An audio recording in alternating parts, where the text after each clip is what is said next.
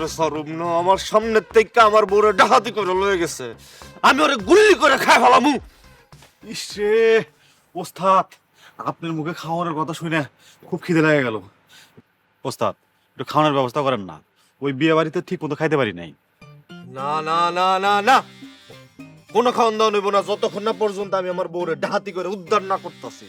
আমিও খামু না, তখনও কোনো খাওয়ান দিব না। ওস্তাদ, এই সবের মধ্যে আপনি আমগো টানতেছেন কেন? তাহলে হুনতে পলাইছিস কে? তখন মতো ভিতর ডিম রেলে ডাহাতি করতে গিয়ে আমি বেজ্জতে আইছি হুনতে। ওস্তাদ, পালায়া যদি না আসতাম, ওই জমিদারের পোলা বন্দুক দিয়ে গুলি করে আমার পাছা ফুটো করে দিত, তখন আমরা বসতাম কেমনে? তো দিলে দিত কি হয়েছে, লিখে পলাই এবি। কি যে কন্যা ওস্তাদ, বন্দুক দেখলে সুন্দরবনের রয়্যাল বেঙ্গল টাইগার বন্ধু ভয় পায়, আর আমি তো কচি খোকা বাচ্চা।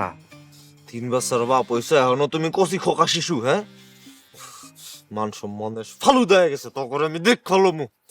যাই হোক, তার আগে আমার বউরে উদ্ধার করতে হবে।